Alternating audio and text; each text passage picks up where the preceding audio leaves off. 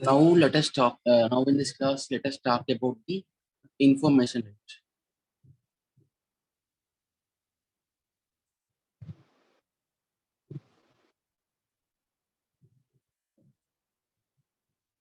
What the information rate actual meaning is?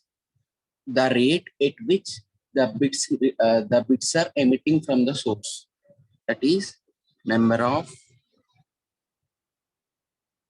bits per second emitting from the source.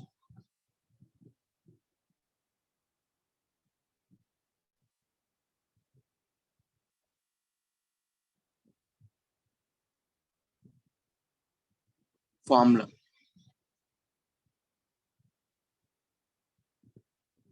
The formula is, it will be represented by capital R. Information rate is represented by capital R.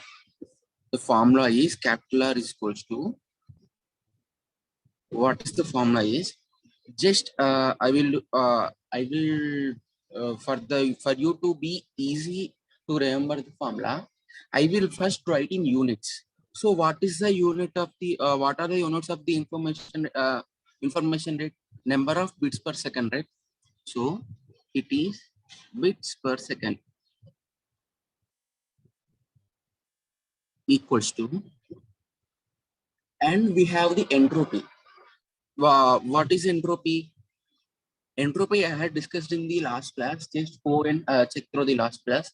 I will give you that last class link in the end screens.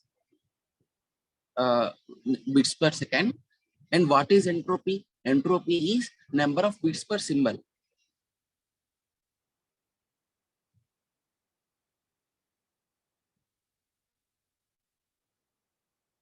So what we require is bits per second.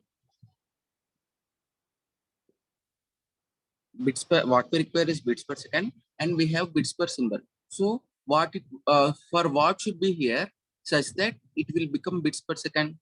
First, I have to cancel symbol. So upside in numerator, I am writing symbol, and I require second here. So bits here second. The symbol will be cancelled. So bits per second we will get. So that's why the information rate R is entropy into entropy H into what is the symbol per second? Number of symbols emitting from the source. So here the small r is number of symbols emitting from the source. Emitting from source.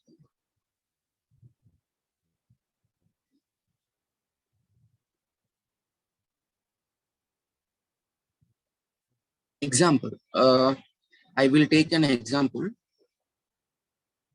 Let a source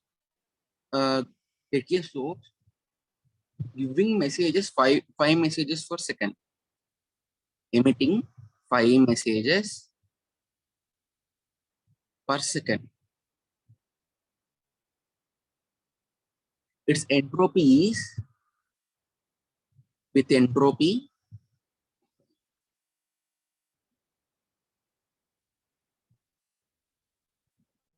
(4.9 bits per symbol.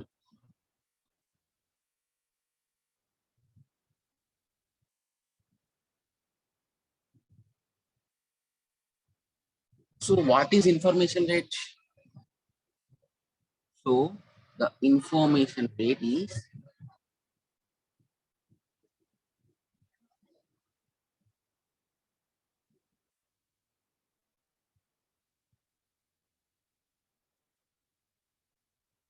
what is information rate? Number of messages emitting from the source per second into the entropy. So how many messages are emitting from the source per second? 5 messages. 5 messages per second into what is entropy? 4.9 bits per symbol. Symbol is not it is nothing but a message. Number of symbols emitting from the source, right? Instead of messages, I will write symbols here. Don't use messages, because message means it will be a sequence containing more than one symbol. So that's why The entropy is 4.9 bits per symbol. So 5 into 4.9, which is equals to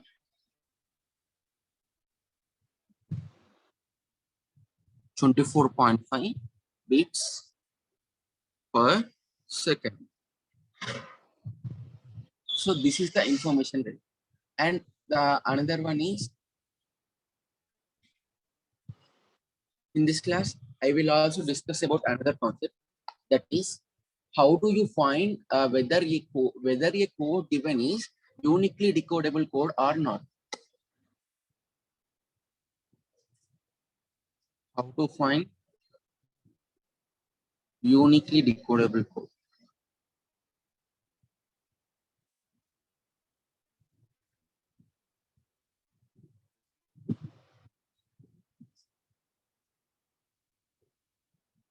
Let's take the examples that I have taken previously to prove the uniquely decodable code.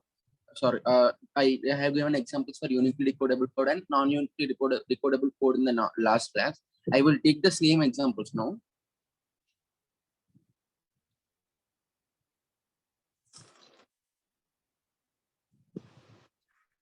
One first example is 0, 1, 1, 0.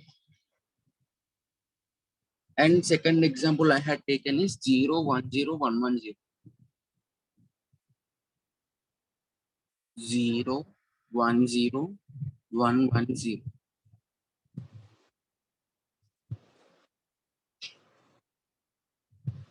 For this, we will write examples, or we may as these are these are having less number of symbols, so we can easily write whether this code is uniquely decodable code or not easily. But we have more symbols. We have to we will require some procedure, or we may sometimes for these small symbols also we may correctly find out or not find out by writing examples of sequences. So that's why to find whether the code is uniquely decodable code or not, a procedure was developed. Those, what is that procedure is, first I will solve the first I will write the points of that procedure before solving these examples. Procedure to find out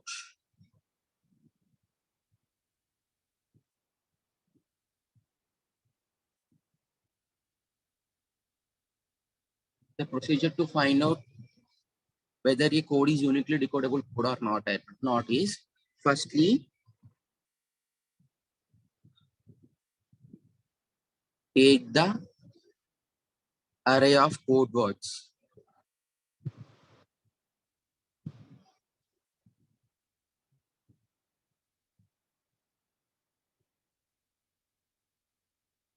Then compare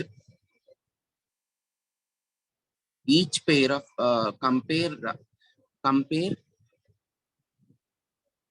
every code word with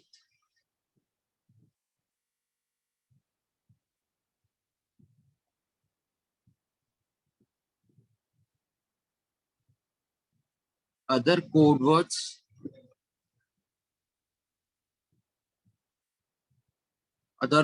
of that code or array of that array.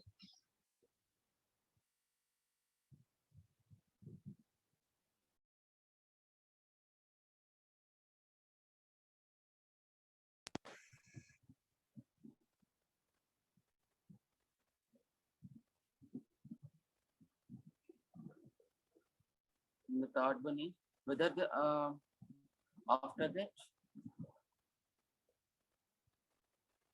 what we have to compare for any code word be prefix code of other code word.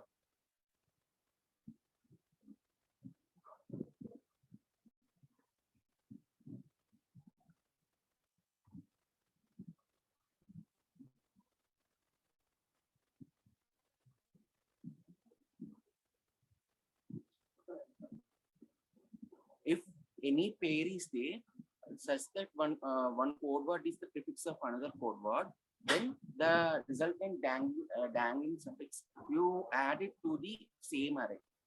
The resultant, if you find any pair like that,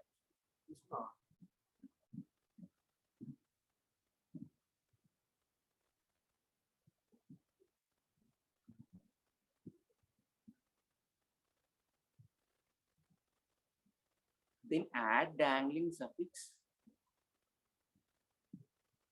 add or append. Instead of append, I will use append. Then append the resultant dangling suffix of that period.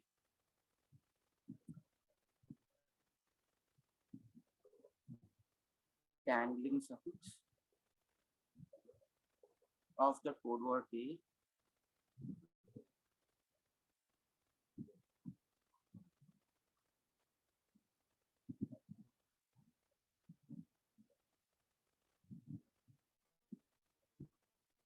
Of that code word page to the array.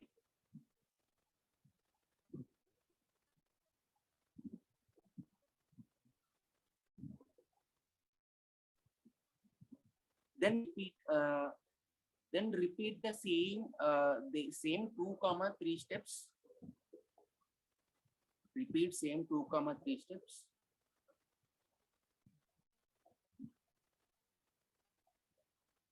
Two, 3 steps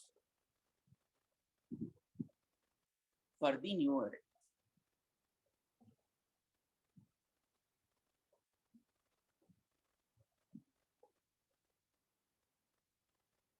Continue until continue the same procedure until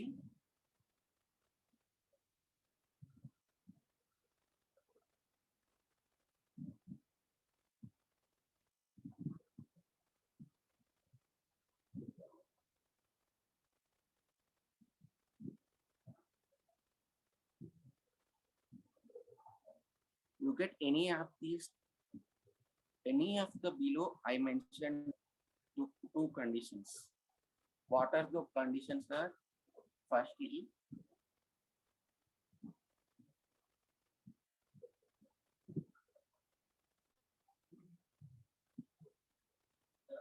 any element of the array,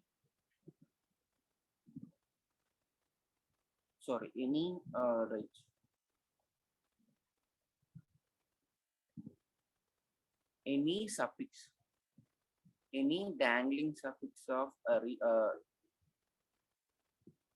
any dangling suffix of the working array,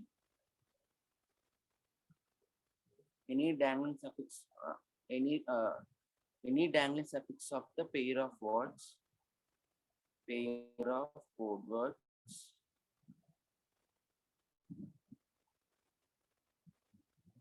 so when we take in any how we get dangling suffix, we have to do any two code words, right?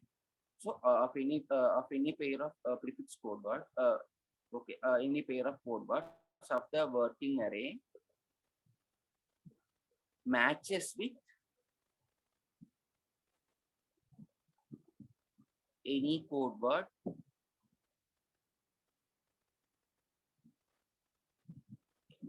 of code we are considering.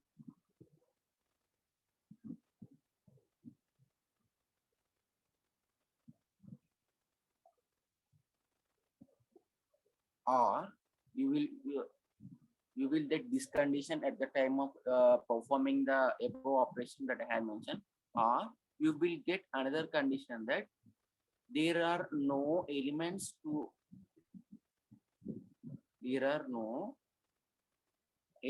left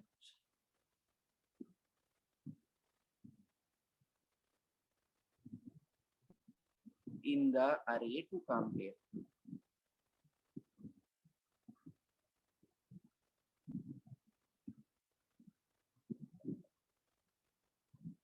If I get the condition 1, The code is non-uniquely decodable, not uniquely decodable code.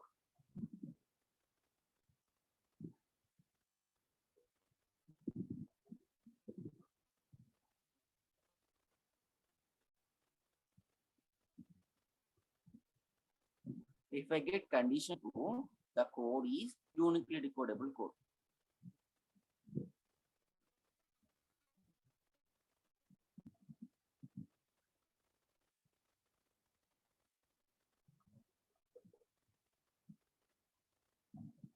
So I will perform the examples now to understand the above those points.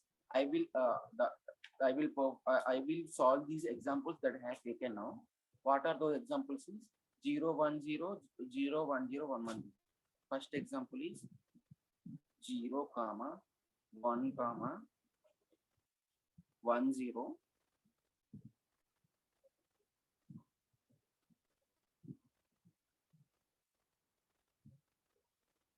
0 comma 1 comma 1 0.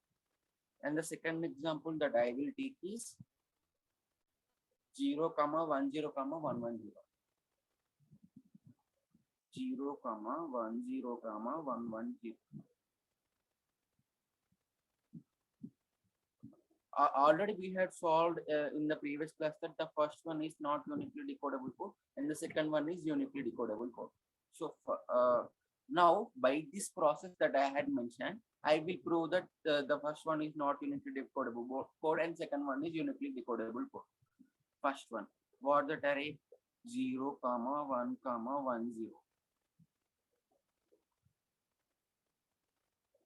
This is not 1 1, this is 1 comma 1 0.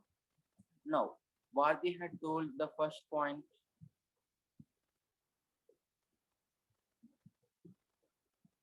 compare every code word with other code words of that array. Every code word, instead of code word, I will write elements.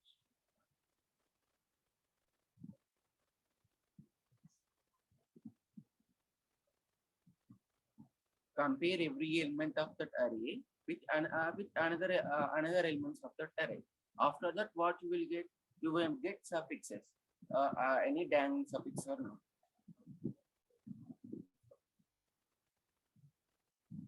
First, you see here 0 comma 1. Do you get any dangling suffix? 0 is prefixed to 1? No. 0 code word is not prefix code word for one code word. And the compare 0 comma 1 0. Here it is, here also 0 is not prefix code word for 1 comma 0 code word and 1 comma 1 0. Here one code word is prefix of 1 comma 0 1 sorry 1 0 code word. Here the dangling suffix is 0. Then 0 comma 1 comma 1 0 comma, what dangling suffix I had got here? I had got the dangling suffix 0. So I will add 0 here.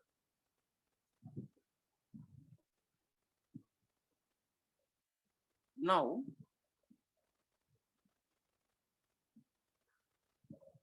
just see 0 comma 1 is not same. Similarly, 1 comma 1 0. 1 comma 1 0. 1 is the prefix code word for 1 is the prefix code word and 0 is the dangling suffix. Here the 0 dangling suffix, I had added 0 here. And here just you compare that. Here 0 is matching with this 0. So both are having same, right? So it is not a uniquely decodable code.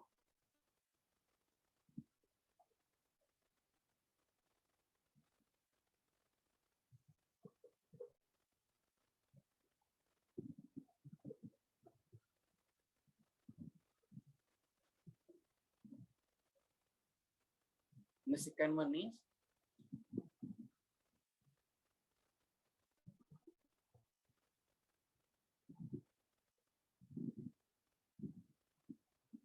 0 comma 1 0 comma 1 1 0.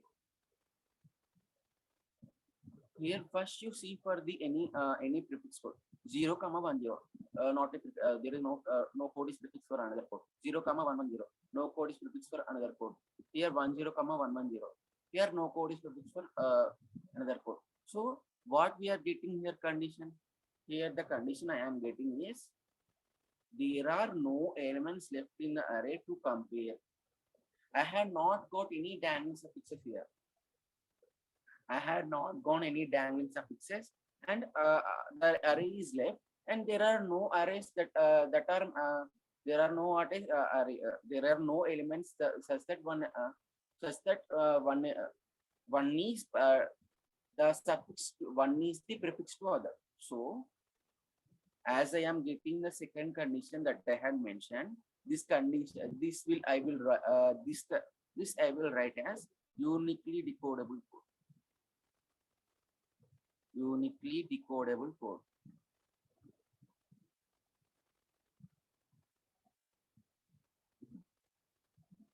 In next class, I will explain you more examples on the uniquely decodable code. I will take the larger examples, and I and also I will explain about the Kraft Macmillan inequality. Thank you.